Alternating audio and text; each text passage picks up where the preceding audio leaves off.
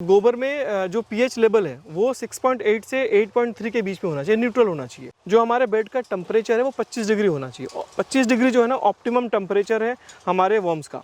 25 degree पे सबसे अच्छा काम करता है। 25 से ऊपर जाएगा तो काम स्लो होगा, 25 से नीचे जाएगा तो इसका काम स्लो होगा। इसका पूंछ जो है थोड़ा सा येलोइश होता है और चपटा होता है। अगर इसके फ्रंट मुंह में और पूंछ में जब डिफरेंस देखेंगे तो मुंह पूरा कॉनिकल होता है, गोल होता है, पूंछ हल्का सा चपटा होता है, येलोइश होता है। हम लोगों ने अभी एक साइट लगाया यूरोप में, ठीक है। काफ़ी 5-6 कंट्री उन्हें सर्च किया, रिसर्च किया, लोगों से मिले, बात किया, तो मार्केट काफ़ी अच्छा वहाँ पे है। और अब हम लोग नेक्स्ट जो है वहाँ पे स्टार्ट करने वाले हैं भेजने के लिए। सेल जो वर्ड है ना या मार्केटिंग जो वर्ड है वो हमारे जितने भाई लोग इसमें आना चाहते हैं उनके मन का सबसे बड़ा डर है, सबसे बड़ा फियर है। लगभग 100 रुपये केजी के हिसाब से वहाँ पे बिक रहे हैं, ठीक है। आप वो भी एक्सप्लोर कर सकते हैं, वो एरिया भी एक्सप्लोर कर सकते हैं। आप साइट लगा रहे हो, प्रोडक्शन आप देख रहे हो, अगर पर्टिकुलर जो क्वालिटी चाहिए वो क्वालिटी का प्रोडक्ट आप देते हो तो आपका हम भी सेल कर सकते हैं, ठीक। अगर आप कोशिश करेंगे तो राइट कस्टमर के पास तो पहुंच ही जाएंगे। नमस्कार भाइयों, इंडियन फार्मिंग टेक्नोलॉजी में आपका एक बार फिर से स्वागत है। दोस्तों आज मैं पहुंचा हूं लगभग 2 साल के बाद राज सिंह जी की यूनिट पे। पहले भी यहां पर आया था। दोस्तों आज की जो वीडियो है काफ़ी ज़्यादा एक इंपॉर्टेंट होने वाली है उन भाइयों के लिए जो वर्मिंग कंपोस्ट बिजनेस शुरू करना चाहते हैं और काफ़ी सारे डाउट होते हैं कि सर कैसे वर्मिंग कंपोस्ट बिजनेस शुरू कर सकते हैं, कितने बेड से करें, कौन सा मौसम बेस्ट रहेगा, किस तरह से अपना माल सेल कर सकते हैं। तो आज उन्हीं तमाम सारे सवालों का जवाब जानने के लिए हम पहुँचे हैं राज सिंह की यूनिट पर। इन्होंने और हमने क्वेश्चंस रेडी करे हैं आप लोगों के लिए ताकि आपके जो सवाल हैं उनके सारे आपको जवाब मिल सकें और आप अच्छे से अपनी यूनिट चला सकें। तो चलिए दोस्तों देर न करते हुए वीडियो शुरू करते हैं। नमस्कार जी। नमस्कार आपका और आपके दर्शकों का बहुत बहुत स्वागत है हमारे साइट पे दोबारा। लगभग 2 साल बाद हम आ रहे हैं, जहाँ पे हम लगभग 200 से 400 बेड पे आ गए हैं और आप लगभग 1 लाख से 2.5 लाख 3 लाख सब्सक्राइबर पे आ गए हैं। तो दोनों को बहुत बहुत बधाई हो सर इसके लिए। तो सर आज की जो वीडियो जैसे हम लोगों ने डिस्कस करा कि उन भाइयों के लिए होने वाली है जो वर्मिंग कंपोस्ट बिजनेस शुरू करना चाहते हैं जी। तो क्वेश्चंस हैं। सबसे पहले जो नए दर्शक आपको देख रहे हैं अपना एक बार परिचय आप दे दीजिए। जी नमस्कार दोस्तों, मैं राज सिंह हूँ, ये मेरा ब्रदर शिव सिंह है और ये मेरे एक और ब्रदर हैं। 3 लोग यहाँ पे बड़े मेहनत के साथ लगभग पिछले 7-8 सालों से वर्मी कंपोस्ट में काम कर रहे हैं। ये सर हमारे पास दूसरी बार है, लगभग 2 साल के बाद इन्होंने दर्शन दिया है आज। और ये जो लोकेशन मैं बता दूँ, गाजियाबाद में हम लोग हैं। गाजियाबाद में करेड़ा गाँव है, उसके वहाँ पर हम लोग ये काम करते हैं। इसके अलावा भी बहुत सारी जगहों पर हमारे पास साइटें हैं। बहुत सारी जगह पे हम किसी और के साथ मिलकर भी काम करते हैं, बाकी लोगों के साथ भी मिलकर काम करते हैं जी। लगभग 400 के आसपास बेड हमारे पास यहाँ पे है। और जैसे सर ने पूछा, सर आए तो उन्होंने हमारी डिस्कशन में ये हुआ कि भाई इनके पास बहुत सारे क्वेरीज आते हैं जो लोग पूछते हैं कि भाई वर्मी कंपोस्टिंग कैसे स्टार्ट किया जा सकता है, कब स्टार्ट किया जा सकता है, क्यों स्टार्ट करना चाहिए। हमारे पास भी बहुत सारे लोग आते हैं जो हमसे कॉल करके हमारे यूट्यूब चैनल पर हमसे पूछते रहते हैं कि भाई, तो हमने डिसाइड किया कि हम एक ऐसा क्वेश्चन आंसर सेशन बनाएं जहाँ पे हम आपके आंसर क्वेश्चंस को एक बार आंसर दे पाएँ सभी के लिए, ताकि एक आपके पास एक गो थ्रू रहे। जब भी आप एक बिजनेस स्टार्ट करना चाहते हैं तो एक जेनरिक जो भी आपके क्वेश्चंस हो उसका हम एक आंसर या सोल्यूशन आप बोले देने की कोशिश करेंगे यहाँ पे आज। तो आज यही सर 10 से 12 क्वेश्चन हमने बनाए। जी जी बिल्कुल। तो उसमें से पहला क्वेश्चन ले लेते हैं, कैसे शुरू करें वर्मी कंपोस्ट बिजनेस? देखिए वर्मी कंपोस्ट बिजनेस सर आप 2-3 तरीके से स्टार्ट कर सकते हैं। पहले उन भाइयों के लिए है जो बहुत छोटे लेवल पे स्टार्ट करना चाहते हैं, 1 या 2 बेड से स्टार्ट करना चाहते हैं। मेरा सजेशन है कि भाई 1 या 2 बेड से वो लोग स्टार्ट करें जिनके पास खुद के कुछ पशु हैं, ठीक। वो अपने इनकम में 10,000-15,000 रुपया और ऐड करना चाहते हैं, उनके लिए 2 बेड से स्टार्ट कर सकते हैं। गोबर उनके घर का रहेगा, ठीक है। वर्म्स वो मार्केट से परचेस कर लेंगे, मेहनत उनकी खुद की रहेगी। तो आप ये समझो कि वो बिज़नेस जो है मॉडल ऑलमोस्ट फ्री है। सिर्फ आपको 1 टाइम केचुए का पैसा देना है, उसके अलावा आपको कोई पैसा नहीं लगाना कहीं पे भी, ठीक है। और सारा जो है आपको लगभग 10,000 के आसपास 2 बेड से आप पर मंथ का एडिशन कर सकते हैं अपने बिजनेस में, अपने मतलब इनकम में जी। इसके अलावा आपको अगर कमर्शियल लेवल पे काम करना है तो कमर्शियल लेवल पे काम करने के लिए कम से कम 50 बेड का साइट होना चाहिए, आधे एकड़ में आपका काम होना चाहिए। अगर बहुत अच्छे से काम करना है, अगर मंथली आपको 1 से 1.5 लाख के आसपास इनकम करना है तो कम से कम 100 बेड, जो हमारा जो बेड होता है 50 फीट बाई 4 फीट का, वैसे 100 बेड जो कि 1 एकड़ के लैंड में लग जाता है, कम से कम उतना बेड होना चाहिए ताकि आप बड़े आसानी से 1 से 1.5 लाख रुपया पर मंथ अर्न कर सकते हैं सिर्फ वर्मी कंपोस्ट का सेल करके। सर इसमें 2 तरह के सवाल मेरे पास आते हैं जो लोग पूछते हैं। कुछ आते हैं कि सर हम 5 बेड से शुरू करना चाहते हैं, ठीक है। कुछ कहते हैं सर हम 100 बेड से शुरू करना चाहते हैं, ठीक है। जबकि तजुर्बा हमको नहीं होता है कुछ भी जी। तो कहाँ तक हद तक कहाँ तक ये ठीक है कि 100 बेड से शुरू करना चाहिए या 4 या 5 बेड से? देखिए अगर आप 4-5 बेड से स्टार्ट करते हैं, ठीक, तो आपके पास लर्न करने के लिए अच्छा टाइम रहेगा, अपॉर्चुनिटी रहेगा आपके पास, ठीक। 4-5 बेड से भी आप स्टार्ट कर सकते हैं। अब 4-5 बेड से भी स्टार्ट कब करना चाहिए? आपको फाइनेंशियल कंस्ट्रेंट है, ठीक है, ज़्यादा पैसा आप नहीं लगाना चाहते या आपके पास ज़्यादा पैसा है नहीं लगाने के लिए बिजनेस में, ठीक, अगर आप छोटे लेवल से स्टार्ट करते हैं तो आपको अच्छी अर्निंग आने में भी समय लग जाता है। तो काफ़ी टाइम तक आपको बिना अर्निंग के बिना पैसे की काम करना पड़ेगा, मतलब बिना आपको इंसेंटिव नहीं मिल रहा है, पैसे नहीं मिल रहे, आपको 5 महीना 6 महीना काम करना पड़ेगा। अगर ये आप कर सकते हैं बिना पैसे के काम, तो फिर जरूर 4-5 बेड से स्टार्ट कर सकते हैं। लेकिन अगर ऐसा नहीं है, आपको अर्निंग भी चाहिए, साथ में इंसेंटिव भी चाहिए, तो आपको 10 बेड से स्टार्ट करना पड़ेगा जी। आप 4 से कीजिए, कोई इशू नहीं है, बट आपकी अर्निंग 6 महीने 8 महीने बाद चालू होगी। अगर आप 10 से स्टार्ट करते हैं तो हो सकता है चौथे महीने आपकी अर्निंग चालू हो जाए। अगर आप 25 बेड से स्टार्ट कर सकते हैं, थोड़ी अर्निंग जो है आपको फास्ट हो जाएगी। हाँ, 2 महीने से चालू हो जाएगी, बट थोड़ी अर्निंग होगी। जो हम लोग क्लेम करते हैं कि भाई कोई 2 करोड़ कमा रहा है, कोई 5 करोड़ कमा रहा है, वो नहीं होगा। वो होने में आपको 5 साल 10 साल आपको खून पसीना देना पड़ेगा, फिर वो किसी भी बिजनेस में तभी वो रिटर्न आता है आपको, जब आपके पास अच्छी मार्केट सेटअप हो जाए, आपके पास हज़ारों कस्टमर है, आपके पास प्रोडक्ट लेवल लार्ज स्केल पे है, हर तरह के छोटे से बड़े कस्टमर आप डील कर पाते हैं, तो फिर वो उस लेवल पर आप पहुँचेंगे। अगर आप 25 बेड से स्टार्ट करते हैं तो क्या होता है, 25 बेड से स्टार्ट करके 100 बेड आने में आपको 3 साइकिल लगता है, लगभग 6-7 महीने लग जाते हैं। 6-7 महीने के बाद आपके पास सेल करने के लिए अच्छा क्वांटिटी अवेलेबल हो जाता है। जब अच्छे क्वांटिटी में आप सेल करेंगे तो आपकी अर्निंग भी ठीक ठाक होने लग जाती है। तो ये सारा खेल जो सर टाइमिंग का है, आप कितना दिन बिना पैसा अर्न किए मेहनत कर सकते हैं, वो डिसाइड करेगा कि आपको एक्चुअली कितने बेड से स्टार्ट करना चाहिए। या नॉर्मल एक जनरल भाषा में बात करें तो जितना गुड़ डालोगे उतना मीठा होगा। करेक्ट, बिल्कुल सही बात है सर। है। तो यहाँ 2 गुड़ है, मतलब एक मेहनत वाला गुड़ है, एक पैसे वाला गुड़ है। आपको बैलेंस करके देखना कि कौन सा आपके पास ज़्यादा है, कौन सा थोड़ा कम है, तो उसके हिसाब से आप मिक्स कर सकते हैं इसको। अच्छा सर, ये और एक चीज़ थोड़ा सा ऐड कर दूँ सर, जिन्होंने आपने पूछा कि 100 बेड किसको स्टार्ट करना चाहिए। देखिए, अगर कोई ऐसा बंदा है जिसके पास जो चाहता है कि मैं चौथे महीने 5वें महीने से अच्छी एक सब्सटेंशियल अमाउंट, अच्छा क्वांटिटी में पैसा अर्न करूँ, ठीक ठाक पैसा अर्न करूँ, तो वो 100 बेड से स्टार्ट कर सकते हैं। वो केस टू बेसिस पे डिस्कस अलग से किया जा सकता है, और उसमें क्या रिस्क थोड़ा ज़्यादा रहता है आपको, तो वो हमेशा किसी के साथ स्टार्ट करना चाहिए। कोई नॉलेजेबल बंदा जिसके पास पहले से नॉलेज हो, या आप किसी साइट पे जाएं, 2 महीने रह के वहाँ सीख ले, ठीक है, फिर वो स्टार्ट करें। बिना सीखे या बिना कंसल्टेंसी के किसी के 100 बेड पे स्टार्ट करना मैं एडवाइस नहीं करता। अब सर बेड की बात चल रही है तो ये भी बड़ा कन्फ्यूज़न है आजकल कि 30 फीट का बेड बनाए या 50 का या 70 फीट का बेड बनाए। जी जी, देखिए वो फिर अगर वही बात है कि आप कितने बेड बनाने वाले हैं। अगर आपको 2 ही बेड बनाना है या 10 ही बेड बनाना है, तो 10 बेड के लिए आपके पास जो जगह है उस जगह के साइज़ के हिसाब से आप बेड बना लें, ठीक है। वो 10 फीट का भी हो सकता है, 20 फीट का भी हो सकता है, क्योंकि वहाँ मेहनत सिर्फ आपको करनी है जी। लेकिन अगर आप कमर्शियल साइट का प्लानिंग करते हैं, जहाँ पे आप 100 बेड बनाने वाले हैं, ठीक, जहाँ पे आपके बिहाफ पे लेबर काम करेगी आपकी, तो वहाँ पे कम से कम 50 फीट का बेड बनाना चाहिए। बेड की लेंथ जितनी ज़्यादा होती है, आपका लेबर कॉस्ट उतना कम हो जाता है। पर बेड कॉस्टिंग की बात करता हूँ मैं, ठीक है।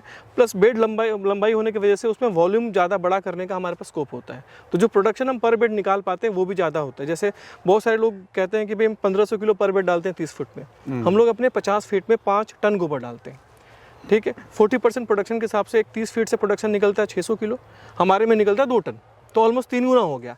लेबर जो है वो 30 फीट के कंपैरिजन में सिर्फ आप ये समझो 25% एक्स्ट्रा लगती है, तो 1.25% गोबर में हम 3 गुना प्रोडक्ट निकालते हैं जी। तो अगर आप प्रोडक्ट का और कॉस्टिंग का अगर रेशियो निकालो तो लगभग 5 गुना हमको बेनिफिट मिल जाता है वहाँ पे बड़े बेडों में। तो बेड जो है कम से कम 50 फीट के लगाने चाहिए, 50/4, जिसमें आपका लगभग 5 टन गोबर, 50 क्विंटल गोबर जो है चला जाता है। जी।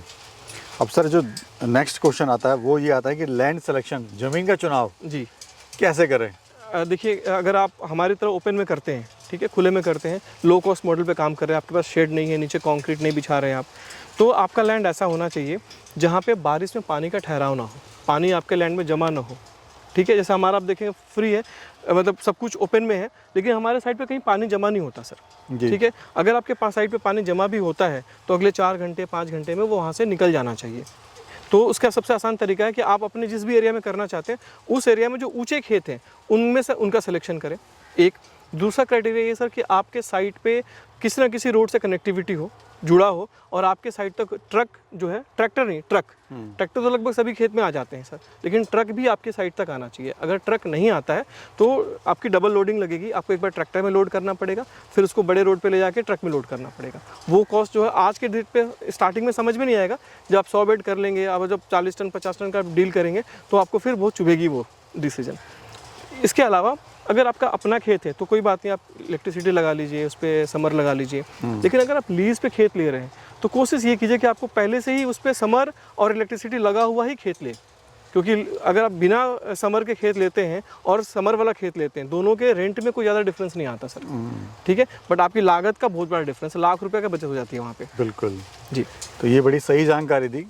लैंड सिलेक्शन जब आप कर रहे हैं तो देख लें समरसीबल वगैरह जो है यहाँ पे पहले से इंस्टॉल्ड हो, होना चाहिए। इसमें आप लाख रुपए आपका अंतर आ जाएगा। बिल्कुल आ जाएगा सर। अब सर आता है क्वेश्चन तीसरा कि जो गोबर है जी जी वो कौन सा लें? जी ज़्यादा ठोस लें कि नरम लें, गाय का लें कि भैंस का लें जी। या मिक्स लें? जी, तो थोड़ा सा मार्गदर्शन कीजिए इस बारे में। देखिए गोबर में बहुत सारे कन्फ्यूज़न है, हमें बहुत सारे क्वेश्चंस आते हैं सर। जो भी हमारे ट्रेनिंग में आते हैं लोग, वो सबसे ज़्यादा मेजर उनका क्वेश्चन यही होता है कि भाई गोबर में हम 2 दिन पुराना ले, 1 हफ्ता पुराना ले, 3 महीना पुराना ले। जी। ठीक है, तो और गाय का ले, भैंस का ले। गोबर अब गाय भैंस किसी का भी ले सकते हैं। ठीक, दोनों में कोई बहुत ज़्यादा डिफरेंस नहीं आता, हल्का सा बायोलॉजिकल डिफरेंस आता है। बैक्टीरियाज गाय के गोबर में थोड़ी ज़्यादा होती हैं, बट हम उस लेवल तक जाते ही नहीं है सर। हमारा कोई टेस्टिंग बैक्टीरियल लेवल पे होता ही नहीं है, बैक्टीरियल लेवल पे जाते ही नहीं हम लोग। ठीक है, तो आप मिक्स भी ले सकते हैं, गाय का भी ले सकते हैं, भैंस का भी ले सकते हैं। अच्छा, कितना पुराना है उसमें, उससे ज़्यादा इंपॉर्टेंट ये कि हमारा गोबर जो है ना ठंडा होना चाहिए। ठंडा का मतलब होता है गोबर में यूरिक एसिड नहीं होना चाहिए, जो गाय के भैंस के पेशाब से चला जाता है। गोबर में मीथेन गैस नहीं निकलना चाहिए। ठीक है, और गोबर में जो पीएच लेवल है वो 6.8 से 8.3 के बीच में होना चाहिए, न्यूट्रल होना चाहिए। ये 3 चीज़ सबसे ज़्यादा इंपॉर्टेंट है, पुराने से ज़्यादा इंपॉर्टेंट ये चीज़ें हैं।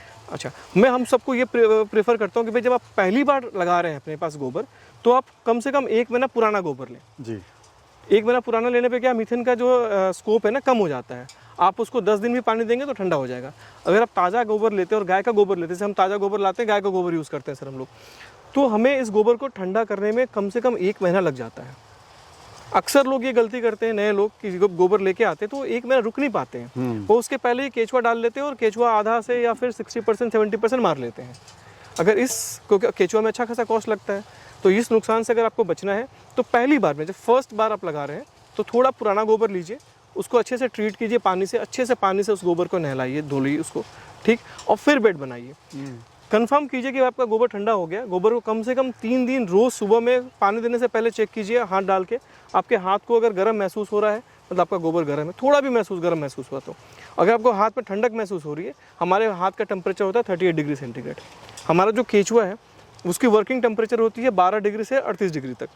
ठीक है, उसका सर्वाइवल जो है वो 4 डिग्री से 48 डिग्री तक हो जाता है, और 4 डिग्री तक से लेके 48 में जिंदा रह जाता है। तो अगर आप इंश्योर करते हैं कि भाई आप 38 से नीचे डाल रहे हैं केचुआ, तो केचुआ आपका मरेगा नहीं। ठीक है, तो आप हाथ से इसको चेक कीजिए। अगर आपको गर्म महसूस हुआ तो उसको फिर 2-3 दिन और पानी डालिए, फिर चेक कीजिए, कंफर्म कीजिए कि भाई आपका गोबर पूरा ठंडा हो गया है, फिर डालिए। अगर आप पुराना गोबर डालते हैं, बहुत सारे लोग आते हैं बोलते हैं भाई 6 महीना पुराना गोबर है, मेरा गोबर तो बेकार हो गया। भाई साहब, मैं सबको ये बताना चाहता हूँ, गोबर को पूरे तरह से डिकम्पोज होने में कम से कम 3 साल लगता है। गवर्नमेंट फार्म यार्ड मैन्योर बहुत लार्ज स्केल पे परचेस करती है, जितने भी टेंडर निकलते हैं सब में लिखा होता है कम से कम 3 साल पुराना होना चाहिए। हमारे अब के सिस्टम में कहीं कोई 3 साल तक खाद रख नहीं पाता है, मैक्सिमम 6 महीने रखते हैं। 6 महीने के बाद वो किसान खुद ही उठा के ले जाते हैं। तो 6 महीने में क्या होगा, 6 महीने में आप ये समझो कि 10 से 20% जो है ना आपका डिकम्पोज हुआ रहेगा। 80% फिर भी आपको मिलेगा केचुओं को खाने के लिए। लेकिन इस केस में आप केचुओं को रिस्क फ्री करते हैं।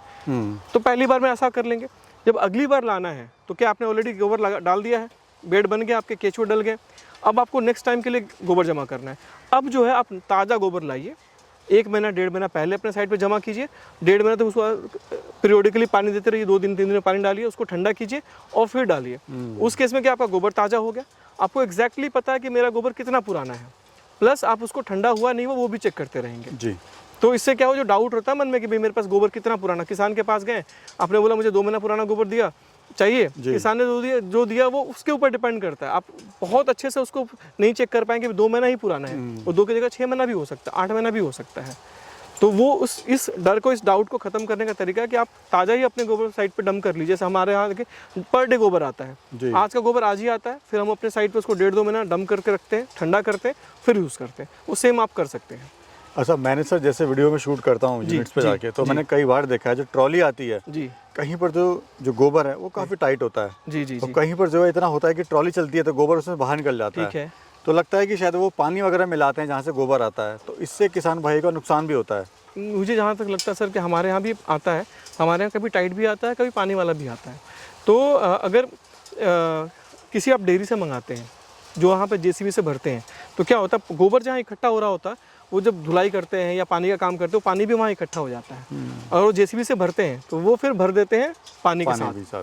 ठीक है, और अगर वो सूखा उनको मिल गया तो सूखा भरते हैं। तो अगर आप किसान के घर से लेते हैं तो आपको पानी वाला गोबर कभी नहीं मिलेगा। डेयरी में या गौशाला में ही इसकी स्कोप होती है कि आपको पानी वाला गोबर मिल जाए।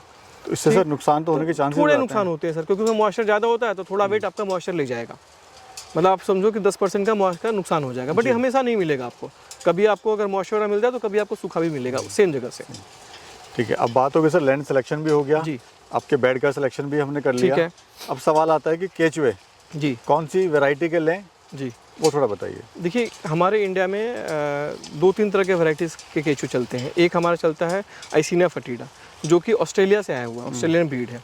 ठीक है, ऑस्ट्रेलिया क्या है, ट्रॉपिकल रीजन है। हमारा इंडिया भी क्या है, ट्रॉपिकल रीजन है, जहाँ पे गर्मी भी होती है, सर्दी भी होती है, और दोनों ही मतलब एक लेवल एक्सट्रीम को टच करके वापस आ जाते हैं। तो ट्रॉपिकल कंडीशन के वजह से, ट्रॉपिकल जगह के आने के वजह से आइसिनिया फटीडा का जो सबसे ज़्यादा सक्सेसफुल है। बट क्या है, इसके साइज़ छोटे होते हैं सर। ये जो वर्म है ना 2 इंच से लेके 3 इंच के बीच का ही होता है, इससे ज़्यादा बड़ा नहीं होता। लेकिन इसकी ग्रोथ बहुत फास्ट है सर। लगभग 8 केचुआ 6 महीने में 15,000 हो जाते हैं। इनकी ग्रोथ कंडीशन इतनी ज़्यादा है।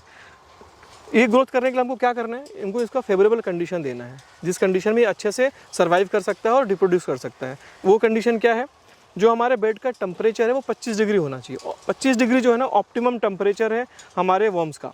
25 डिग्री पे सबसे अच्छा काम करता है। 25 से ऊपर जाएगा तो काम स्लो होगा, 25 से नीचे जाएगा तो इसका काम स्लो होगा। इसके अलावा इसका जो छत है, जो इसको हम कवर करते हैं, बेड को ढकते हैं, वो ऐसा होना चाहिए कि कंप्लीट डार्कनेस प्रोवाइड करे। और इसके अलावा हमारे बेडों में 60 से 70% क्या होना चाहिए, मॉइस्चर होना चाहिए। अगर हम ये 3 कंडीशन अच्छे से प्रोवाइड करते हैं, थ्रू आउट प्रोवाइड करते हैं, लगातार प्रोवाइड करते हैं, तो हमारा केचुआ ग्रोथ जो है ना, जो हम एक साइकिल में डबल का प्रॉमिस करते हैं, वो 5 गुना भी हो सकता है, 6 गुना भी हो सकता है। तो ये है।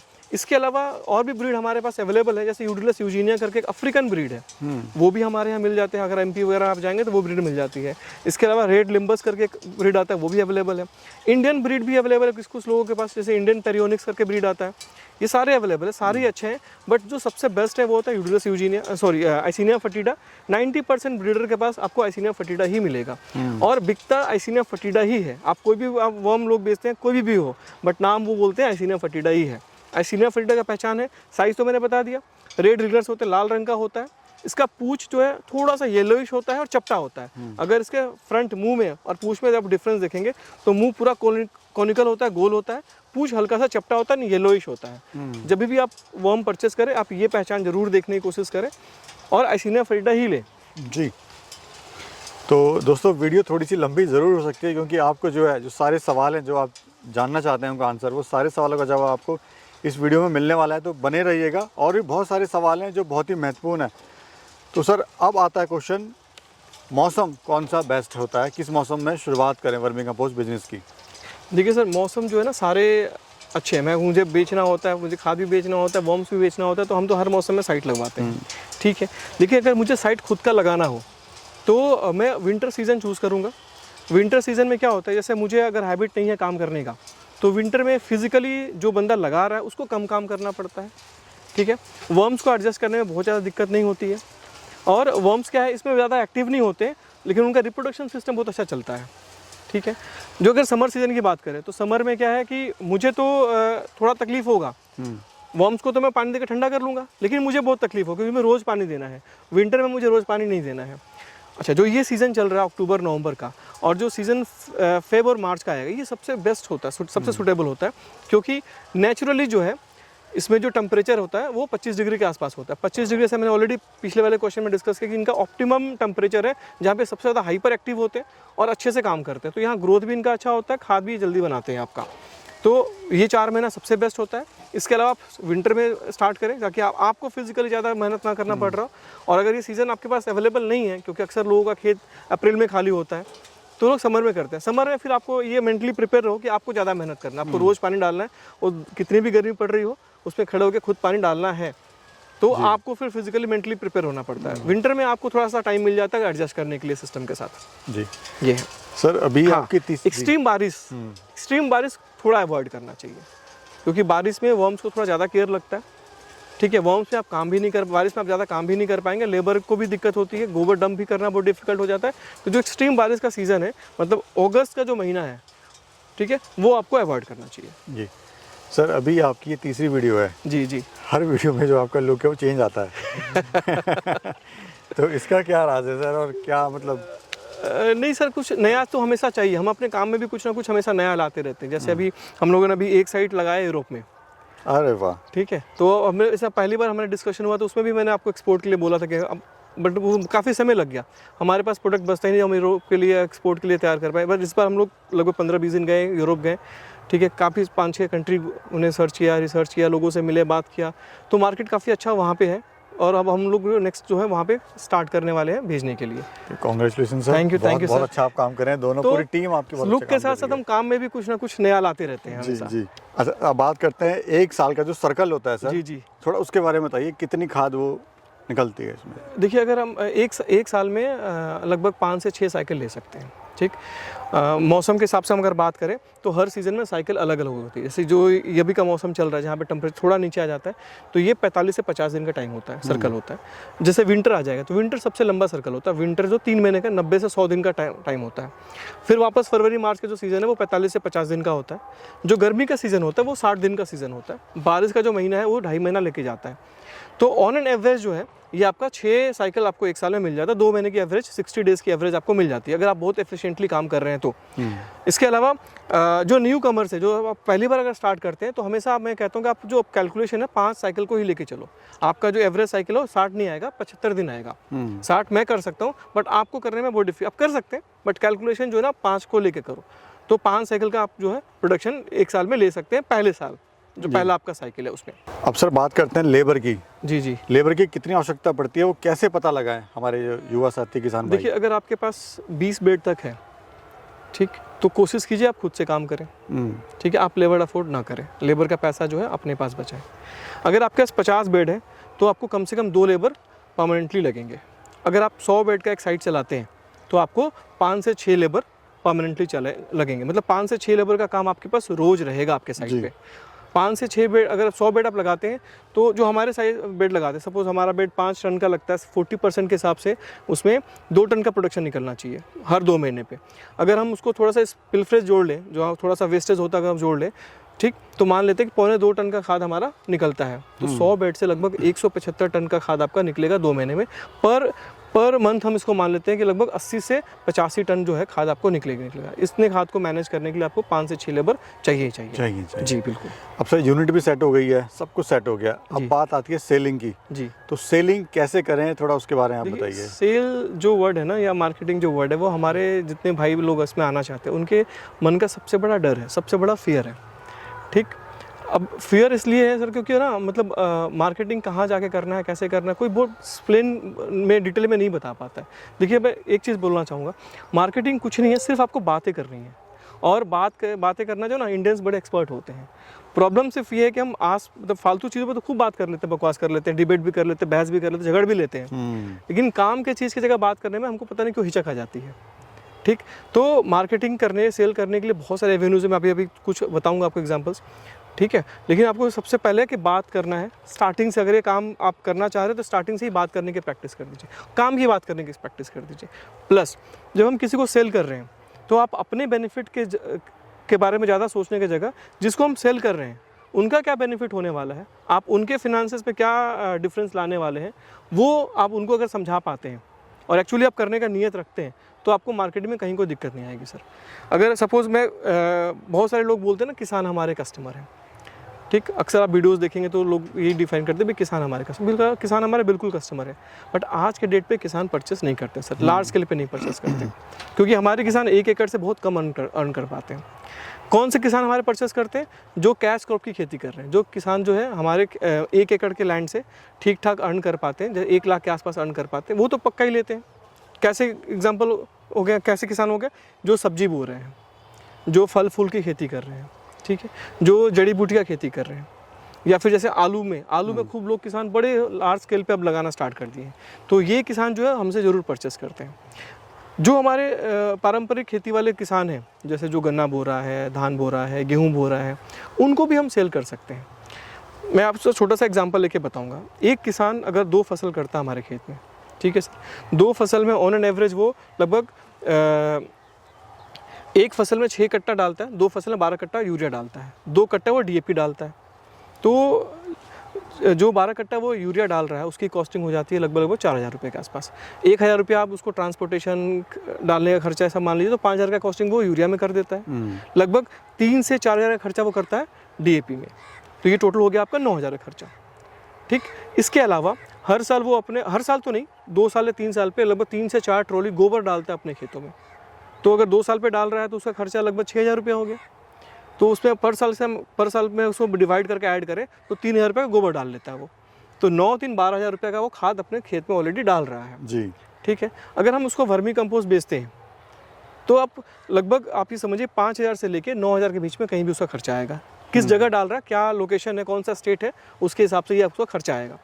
तो जो वर्मी कंपोस्ट उसको साल में सिर्फ एक बार डालना है। अगर 1 एकड़ में 1 टन वर्मी कंपोस्ट डालता है तो उसका ओवरऑल खर्चा जो है ना वो केमिकल के मुकाबले काफ़ी कम है। तो प्रॉब्लम कहाँ पे है? तो उनको प्रॉब्लम ये आती है कि वो जब यूरिया डालता है तो वो 12 बार 6 बार या 12 बार अलग अलग टाइम पे डालता है। तो उसको अपने जेब से एक बार में सिर्फ 500 रुपये निकालना है। हम उसे कहते हैं आप पूरा सारा इकट्ठा लेके आओ। हमारे farmers already hand to mouth में चलते हैं सर। वो शाम का इंतजाम सुबह करते हैं और अगले सुबह का इंतजाम शाम को करते हैं। तो उनको जब इकट्ठा बोले कि भाई 8,000 रुपये मुझे दे दो और वो 1 एकड़ से 40,000 कमाता ही है, तो उसके लिए बहुत बड़ी बात है सर। वो हम उसके प्रॉफिट का सीधा 20% मांग रहे हैं उससे। तो एक ये प्रॉब्लम है। तो ये अगर हम किसान को समझा पाएँ कि भाई आपका ये टोटल खर्चा है, उसको अच्छे से लिख के हम अगर हमारे साथ काम करो तो आपका ये खर्चा आएगा, ठीक है। और वो उस चीज़ को समझ पाए। अगर किसी के पास 5 एकड़ खेत है तो आप उसको 1 एकड़ में कराओ, ठीक है, शुरुआत कराएं। हाँ, तो ये आपको मेहनत करना पड़ेगा। ये आपको जो मेहनत की बात करते हो मार्केटिंग में वो यही है, आपको जाके बात करना पड़ेगा। आप 100 लोगों से बात करोगे तो 5 लोग तैयार होंगे जी। तो ये जो 90 लोग जो आपको ना बोलेंगे वो उसको सहने की गट्स होनी चाहिए आपके पास। अगर वो नहीं कर पाओगे तो वो बहुत डिफिकल्ट है सर। इसके अलावा अगर आपको ये भी नहीं करना है तो इससे भी ईजी टारगेट क्या है, हर किसान जो है अपने खेत में 2 साल या 3 साल पे गोबर डाल रहा है, ठीक। आप मार्केट में रहिए, ठीक है, गांव में जाइए, पता कीजिए कि इस साल कौन कौन से किसान हमारे खेत में गोबर अपने खेत में गोबर डाल रहे हैं, ठीक है। जिनके पास भी गोबर का स्टॉक है उनसे बात करके रखिए कि भाई गोबर आप उनको ना बेच के उनका डिटेल हमें दीजिए, हम आपसे गोबर ले लेंगे। तो उनके गोबर आपको बिक जाना चाहिए, वो आपके पास आ गया। किसान जितने पैसे का गोबर लेना चाहता है उतने पैसे का ही उसको खाद बेचिए। बस आपको ये उसको ट्रस्ट देना है, भरोसा दिलाना है कि भाई आप जो खाद परचेस करोगे, हमारा वर्मी कंपोस्ट लोगे, वो आपके गोबर से ज़्यादा अच्छा काम करेगा। गोबर में सर बहुत सारी पैरासाइट आते हैं, बहुत सारी बीमारियाँ होती है, दीमक लग जाता है। ये सारा आपको अच्छे से स्टडी करके उसको समझाना है, ठीक है। आप 2-4 गाँव के किसानों को बुला के जो रेडी हो रहे हैं आपसे बात करने के लिए उनको बुला के लाइए, केवीके के किसी प्रोफेसर को बुला के लाइए, किसी एग्रीकल्चर यूनिवर्सिटी के प्रोफेसर को बुला के लाइए, ठीक है। ऑनलाइन का डेटा उनको दिखाइए ताकि वो आप पे ट्रस्ट कर पाए, ठीक है। आपको थोड़ा एफर्ट मारना पड़ेगा उनको ट्रस्ट कराने के लिए। जी जी। तो क्या करना है, आपको इंश्योर करना है कि जो किसान है, ठीक है, उसके जेब पे असर ना पड़े। तो आप जो है जितने पैसे का वो खाद ले रहा है उतने पैसे का ही आप उसको वर्मी कंपोस्ट दे दीजिए जी, ठीक है। तो आपको ये इंश्योर करना है कि भाई आप आपके एरिया में 5-10 गांव 20 गांव में कितने लोग गोबर डाल रहे हैं वो आपको मालूम पड़े। तो उसके लिए आप गोबर वालों के पास से भी बात करना पड़ेगा, किसान से भी बात करना पड़ेगा। अगर उसके जेब पे फ़र्क नहीं पड़ेगा और उसको आप कन्विंस कर पाएंगे भाई डेटा दिखा के, ऑनलाइन दिखा के, किसी प्रोफेसर से बात करा के, किसी साइंटिस्ट को बुला के कि भाई इससे आपको फ़ायदा होगा, तो वो ज़रूर लेगा। इसके अलावा जितने भी सब्जी वाले लोग हैं जो आपके आसपास के गांव में सब्जी बोते हैं, ठीक है, फल लगा रहे हैं, फूल लगा रहे हैं, उनका पता कीजिए। वो लोग किसी ना किसी फॉर्म में गोबर को यूज़ कर रहे हैं, हर साल यूज़ करते हैं, हर फसल में यूज़ करते हैं, वो आपके बड़े ईजी कस्टमर हैं, ठीक है। कैसे टारगेट करना, कैसे अप्रोच करना है इस चीज़ को। जैसे आप गाँव में रह रहे हैं तो आपके जितने भी रिश्तेदार हैं, जितने दोस्त हैं, आप उन्हें सबसे पहले कनेक्ट कीजिए। आप उनको बोले कि आपके गाँव में जो लोग काम कर रहे हैं उनसे आप आपकी बात करवा दें, तो क्या आपको करने में आसानी हो जाएगी, आपको एक हेल्प मिल जाएगा वहाँ से। तो क्या है, बिजनेस बेसिकली क्या होता है, आपको अपने रिसोर्सेज को यूज़ करना आना चाहिए। आपके पास जो पैसा है, जो सामान है, या जो आपके रिलेशनशिप है, ठीक, उसको पॉजिटिव तरीके से यूज़ कर सकते हैं, जहाँ पे आपको भी बेनिफिट हो, सामने वाले को भी बेनिफिट हो। तो आप इनसे बहुत सारे किसानों से जुड़ सकते हैं। एक बार आप सपोज 10 किसान से जुड़ गए तो जो आप उनसे ट्रांजेक्शन करेंगे, जो उनके यहाँ आप विजिट करेंगे, उनसे मिलकर बातचीत करेंगे, उस दौरान आपको 2-4 और किसान उनसे मिल जाएंगे जी, ठीक है। आपको इंश्योर ये करना है कि जब किसी किसान को कुछ दे रहे हैं तो चीज़ अच्छा दे, उनको बेवकूफ़ ना बनाए कुछ पैसे के लिए। अगर आपने ये किया तो एक बार कर लेंगे, दोबारा मौका नहीं मिलेगा। बट उन्होंने अपना अच्छा चीज़ दिया, जो रिजल्ट आएगा उसको देख के फिर अगर 10 आपने कर लिया पहले बार में तो अगले बार 100 हो जाएंगे वो, किसान से ज़्यादा अच्छा वर्ड ऑफ माउथ कोई नहीं फैलाता सर, है ना। वो अच्छी बात को बहुत तेज़ी से फैलाते हैं और अगर नेगेटिव बात हो तो भी बहुत तेज़ी से फैलाते हैं। तो ये हमारे गांव का हो गया जी। अगर आपके आसपास शहर है या आप शहर में रहते हैं तो शहर में सबसे इजी टारगेट होता है नर्सरीज। ठीक है, नर्सरी ऑलरेडी खाद बेच रही होती है, ठीक है, आपको अपना पैकेट बनाना है, उनके पास जाके रखना है। नर्सरी में सिर्फ ये है कि जो आपका पेमेंट है वो क्रेडिट सिस्टम में होगा, वो आपके बिकने के बाद आपको पैसा देंगे जी। तो नर्सरी सबसे आसान है। दिल्ली एनसीआर जैसे जगह पे तो लाखों में नर्सरीज हैं, ठीक, आप उनको देख के पूरी नर्सरीज को आप वो भी नहीं कर सकते, दे भी नहीं सकते हैं जी। ठीक है। इसके अलावा जितने भी इंस्टीट्यूशंस हैं, जैसे कोई हॉस्पिटल है, होटल्स है, रिसोर्ट है, ठीक, ये सारे लोग जो है अपने यहाँ लैंडस्केपिंग करते हैं। तो लैंडस्केपिंग या तो दो तरीके से करेंगे, किसी कंपनी को कॉन्ट्रैक्ट दे के रखेंगे, तो लैंडस्केपिंग की जितनी भी कंपनियां वो सारी वर्मी कंपोस्ट परचेस करती है, या किसी माली के थ्रू करवाएंगे, वो सारे माली जो है आपका वर्मी कंपोस्ट परचेस कर सकते हैं। इसके अलावा जितने भी हाउसिंग सोसाइटीज़ हैं, हर घर में आपके पास लैंडस्केपिंग के 2-4 पौधे लोग लगा के रखते हैं, ठीक। उन घरों में जो सेल होता है आइदर वो नर्सरी से करेंगे या फिर माली से करेंगे। आप इन सोसाइटी के बाहर जाके देखेंगे तो आपको मॉर्निंग में बहुत सारे माली दिखेंगे गमलों के साथ, वो माली के थ्रू आप अच्छा खासा खाद बेच सकते हैं। लेकिन क्या इन सब चीज़ों काम करने के लिए, इन सब चीज़ों के लिए आपको बाहर निकल के जाके लोगों से बात करनी पड़ेगी। ये तो हो गया बहुत स्टार्टिंग स्केल पे। अगर आप 2-4 साल कर लेते हैं, आपके पास 200-300 बेड हो जाता है, प्रोडक्शन अच्छा हो जाता है, तो फिर नेक्स्ट लेवल पे आता है government authorities, forest department, horticulture department, ठीक है। ये लोग बड़े लार्ज स्केल पे टेंडरिंग निकालते हैं, जो हमने पहले भी बात किया था कि भाई ये लोग 1000 टन, 1200 टन, 1500 टन ऐसे करके इनके टेंडर निकलते हैं। बहुत सबसे बड़ी बायर आज के डेट पे हमारे गवर्नमेंट है, ठीक है। अगर आप यहाँ भी करने के बाद भी आपके पास खाद बचता है तो आप जरूर इसको एक्सपोर्ट कर सकते हैं। जैसे यूरोप की बात करें, €1.25 पर केजी के रेट पे हमने वहाँ पे बहुत सारे पैकेट दिखे, जो 20-20 किलो का पैकेट है और €1.25 पर केजी, मतलब लगभग ₹100 केजी के हिसाब से वहाँ पे बिक रहे हैं, ठीक है। आप वो भी एक्सप्लोर कर सकते हैं, वो एरिया भी एक्सप्लोर कर सकते हैं। सर बेचने का कहीं कोई दिक्कत नहीं आती अगर आप बात कर सकते हैं और आप किसी अनजान बंदे को जाके ये पूछ सकते हैं कि भाई आपको ये चीज़ चाहिए क्या। अगर ये नहीं कर सकते तो बहुत डिफिकल्ट है। जी। अच्छा, इसके अलावा अब जैसे हम लोग बहुत सारे साइटें लगा रहे हैं, ठीक, तो पहले हम लोगों को जब साइट लगाते हैं तो उनको कस्टमर से कैसे इंटरेक्ट करना है, कस्टमर से कैसे बात करना है, इसमें हम उनको सपोर्ट करते थे। बट उसके बाद भी हमने देखा कि बहुत सारे लोग नहीं कर पाते इस चीज़ को। तो अब हम लोगों ने सोचा कि भाई हम लोग एक पर्टिकुलर मार्जिन लेने के बाद, मतलब कुछ शेयर लेके हम उनका सेल भी करेंगे। तो एक्सपेरिमेंट बेसिस पर हम ये स्टार्ट कर रहे हैं, कुछ पर्टिकुलर एरिया पकड़ के करेंगे। अगर आप उस एरिया में अभी नहीं आते तो हो सकता है मैं अभी आपकी हेल्प ना कर पाऊँ, आपका मैं सेल ना कर पाऊँ, ठीक है। लेकिन जहाँ हम कर पाएंगे हम स्टार्ट कर रहे हैं, हो सकता है थोड़े दिन में हम काफ़ी बड़ा एरिया हम कवर कर लें। सपोर्ट करेंगे आप लोग? सपोर्ट भी करेंगे और सेल भी करेंगे। जी, ये अब हम पहली बार हम एज एक्सपेरिमेंट स्टार्ट करना चाह रहे हैं कि भाई हम आपने साइट लगाया, आप साइट लगा रहे हो, प्रोडक्शन आप देख रहे हो, अगर पर्टिकुलर जो क्वालिटी चाहिए वो क्वालिटी का प्रोडक्ट आप देते हो तो आपका हम भी सेल कर सकते हैं।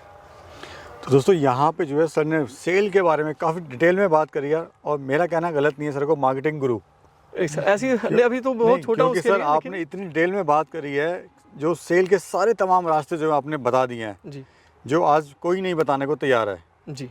तो काफ़ी जो आपका पॉजिटिव थिंकिंग है, क्या है, मेरे छुपाने से या आपके छुपाने से जो सच्चाई वो छुपेगी नहीं, ठीक है। आज नहीं कल आपको मालूम पड़ेगा कि भाई यहाँ अगर आप सेल करने की कोशिश करेंगे, ठीक, अगर आप कोशिश करेंगे तो राइट कस्टमर के पास तो पहुँच ही जाएंगे, ठीक है। तो और मुझे पता है तो मुझे शेयर करने में क्या प्रॉब्लम है। मार्केट इतना बड़ा है कि मेरे बताने से मेरा मार्केट खत्म नहीं हो जाएगा। लोगों के माइंड में ये होता है कि अगर मैं बता दूंगा तो मेरा मार्केट चला जाएगा। ये मार्केट सर दिन प्रतिदिन सब एक्सपैंड हो रहा है। यूरोप जो है, जो इतना बड़ा ऑर्गेनिक यूज़र है, उसका भी जो मार्केट ना सिर्फ 2% पे है सर। तो बहुत बड़ा स्कोप हमारे पास खुला हुआ है जी।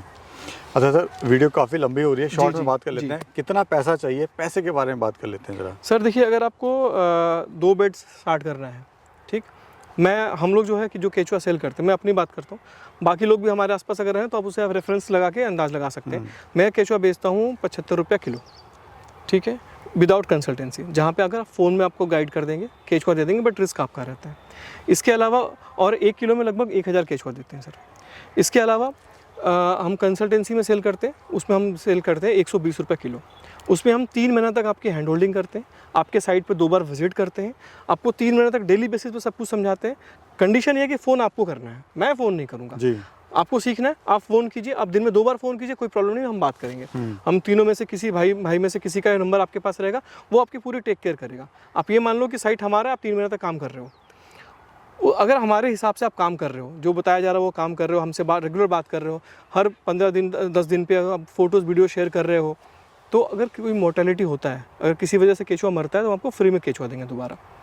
तो ये हम 120 के हिसाब से सेल करते हैं। इसमें सिर्फ कंडीशन ये है कि मिनिमम ऑर्डर क्वांटिटी 500 किलो का होगा, तो अभी हम अपना इतना सारा टाइम सर दे पाएंगे। आपको पता है टाइम इज़ मनी जी, ठीक है। सपोर्ट हाँ, बट उसमें हम कोशिश करते हैं कि आपका पूरा साइट जो है खड़ा हो जाए। अगर आपके हम साइट से सेल करेंगे तो ऑब्वियसली वो कंसल्टेंसी का पार्ट नहीं है। सेल करने के लिए फिर हम उसमें अलग से कुछ अपना हिस्सा चार्ज करेंगे।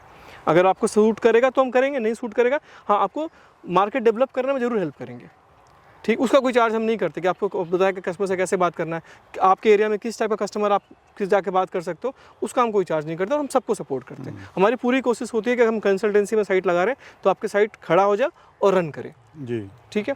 ये 2 हो गया। इसके अलावा सर मार्केट में बहुत सारे ऐसे लोग हैं जो कहते हैं कि मैं 1 किलो में 1500 केचुआ देता हूँ, 1 किलो में 2000 केचुआ देता हूँ। तो वो इस कंपटीशन की वजह से हमने भी ये प्रोडक्ट डाला है। अगर आपको 1500 केचुआ चाहिए तो जो 75 का रेट है उसके जगह हम 110 का रेट देते हैं। अगर आपको 1 किलो में 2000 केचुआ चाहिए तो हम 140 रुपये का रेट देते हैं। तो हमारे पास यानी बोल के आप दे रहे हैं? हाँ बिल्कुल बोल के सर। तो हमारे 3 प्रोडक्ट हो गए। 1000 केचुआ 1 किलो में 75, 1500 के केचुआ वो 110 का हो जाएगा, और 2000 केचुआ चाहिए तो 140 रुपये का हो जाएगा। अच्छा, ये सारे रेट जो है ना हमारे साइट का है। ट्रांसपोर्टेशन इसके अलावा है। विंटर सीजन में हम लोग बहुत सारा जो है ना प्रोडक्ट अपना अर्थवर्म जो है ऑल ओवर इंडिया ट्रांसपोर्ट करते हैं, कुरियर से भेजते हैं, ठीक है। कुरियर से भेजने का रेट जो है ना वो 110 रुपये से लेके 120 के बीच में वैरी करता है, कहाँ डिस्टेंस है उसके हिसाब से। वीआरएल लॉजिस्टिक्स से हम लोग भेजते हैं तो 110 से लेके 120 के बीच में वो वैरी करेगा 1 किलो का। वहाँ पे सिर्फ एक रिक्वेस्ट है कि वो मिनिमम ऑर्डर जो है ना हम 40 किलो का लेते हैं। वहाँ पे 40 से कम में फिर हम वहाँ पे अपने एक्सपेंसेस नहीं निकाल पाते हैं, तो भेजना पॉसिबल नहीं हो पाता सर। तो कम से कम 40 किलो अगर आपको चाहिए, आप फ़ोन से बात करके ऑल ओवर इंडिया कहीं भी मंगा सकते हैं। ये वर्म्स का हो गया। तो हम लोग डिस्कस कर रहे थे कैसे हम लोग क्या करते हैं, सपोर्ट करते हैं। तो सपोर्ट में एक तो हम आपको कंसल्टेंसी में वर्म्स प्रोवाइड करते हैं, आपको साइट खड़ा करने में करते हैं, अर्थवर्म सेल करते हैं। इसके अलावा हम लोग हर महीने लास्ट सैटरडे को फ्री की ट्रेनिंग रखते हैं सर जी, ठीक है। कोई चार्ज नहीं करते हैं, खाने पीने का व्यवस्था करते हैं आपका। अब पूरे दिन की हमारी वर्कशॉप होती है, वहाँ पे हम आपको एक एक चीज़ डिटेल में समझाते हैं। जितना हमने डिस्कशन इस वीडियो में किया है इससे कम से कम 10 गुना ज़्यादा डिस्कशन होता है। आपके क्वेश्चंस जो भी क्वेरीज होगा वो सब सॉल्व करते हैं। हर एक चीज़ आपको हम जो प्रैक्टिकली हमने इस पर प्रोसेस डिस्कस नहीं किया इस वीडियो में, वो सारा प्रोसेस आपको एक एक चीज़ दिखाते हैं। और कोई हमारे तरफ से फाउंडेशन नहीं होता कि आपको परचेस करना है, ठीक है, ऐसा कुछ भी नहीं। आप आइए, सीखिए, समझिए, उसके बाद भी हम बोलते हैं आप जाके और मार्केट रिसर्च कीजिए, पहले इवेल्यूएट कीजिए कि आप सेल कर सकते हैं, आपके जहाँ आप रहते हैं वहाँ पे इसकी रिक्वायरमेंट है या नहीं है, ठीक है। और उसके बाद आपको लगता है कि आपको हमारे साथ काम करना है तो हमारे साथ काम कर सकते हैं। सपोर्ट पे हमने और ऐड कर दिया कि हम सेल भी करने की कोशिश करेंगे आपका, ऑब्वियसली ऑन सम मार्जिन। इसके अलावा हमारा यूट्यूब चैनल है सर, ग्रोइंग ट्री ऑर्गेनिक के नाम से हमारा यूट्यूब चैनल है। अगर आप उसको सब्सक्राइब करते हैं तो मतलब छोटे बहुत सारे नॉलेजेबल वीडियोज़ हम उस पर डालते रहते हैं टाइम टू टाइम। आप वहाँ से भी बहुत सारा चीज़ सीख सकते हैं। तो केचुआ हम बेचते हैं, आपको कंसल्टेंसी देते हैं, फ्री का नॉलेज देते हैं, आप फ़ोन से बात कर सकते हैं हमारे इस पर, ठीक है। हमारे वेबसाइट पे जा सकते हैं, यूट्यूब चैनल सब्सक्राइब करके वहाँ से नॉलेज ले सकते हैं। हमारे यहाँ आके आप वर्कशॉप कर सकते हैं, बहुत सारे आपने दिए जी। अगर हमारे वर्कशॉप का टाइम सूट नहीं करता है, उसके बाद आप कभी ऑफ टाइम पे भी आना चाहते हैं तो हम मना नहीं करते आपको, ठीक है। आपको हम पूरा दिन नहीं देंगे, 1 घंटा 2 घंटा देंगे, बट आपको जरूर इंटरटेन करेंगे सर। तो ये हमारी तरफ से सपोर्ट सिस्टम जो हम कर पा रहे हैं फिलहाल के टाइम पे। देखिए दोस्तों, इतने कमाल के फार्मर भाई से आज मैंने आपको मिलाया, इतना सपोर्टिव, उतनी नॉलेजेबल जानकारी आपको मिली है, वो कमाल की है। आई होप जो वीडियो आपको आज पसंद आई होगी, तो वीडियो को ज़रूर लाइक करना, शेयर ज़रूर करना जो इस तरह का काम शुरू करना चाहते हैं, या जो भी आपके फ्रेंड या फैमिली में, ताकि उनको पता लग सके इस तरह के बिजनेस के बारे में भी। बहुत बहुत थैंक यू सर समय देने के लिए, और वैल्यूएबल जो जानकारी आपने दी है उसके लिए बहुत बहुत शुक्रिया, थैंक्स।